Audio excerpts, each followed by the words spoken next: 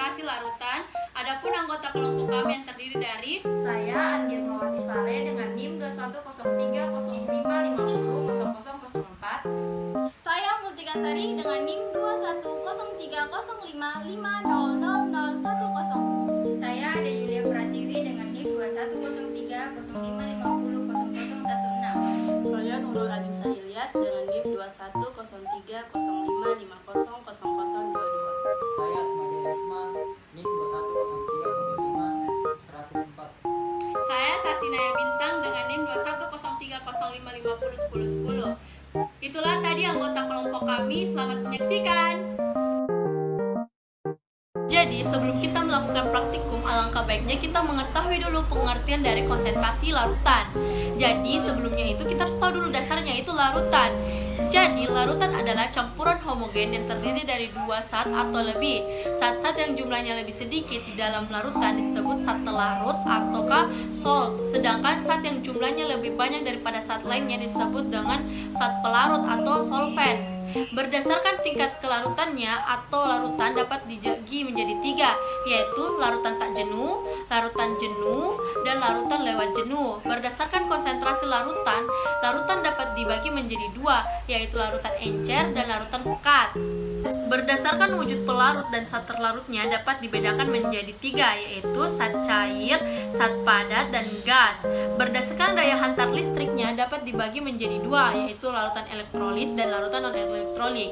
Nah, kalian sudah tahu itu apa konsentrasi larutan dengan jenisnya. Kita masuk lagi ke konsentrasi larutan.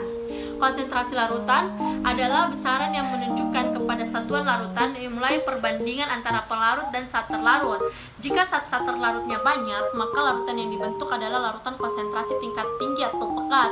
Adapun satuan dari konsentrasi larutan ada beberapa. Yang pertama adalah molaritas, molalitas, normalitas, fraksi mol, konsentrasi dalam persen, persenan dalam milion atau ppm, dan parts per billion atau ppb, dan keformalan. Saya akan menjelaskan alat tambahan yaitu Aquades, NaCl, labu ukur, gelas ukur, pipet tetes, timbangan digital. Baik, di sini saya akan menjelaskan bahan dan alat yang akan digunakan.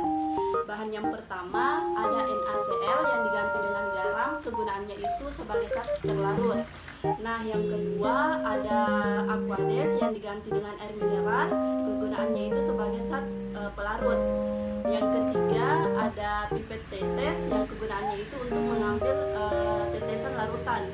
Nah, yang kelima ada timbangan digital, kegunaannya itu untuk mengukur NaCl atau garam.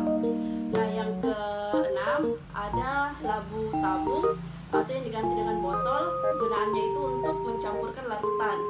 Nah, yang terakhir ada gelas ukur, kegunaannya itu untuk mengukur Aquades atau yang diganti dengan air mineral.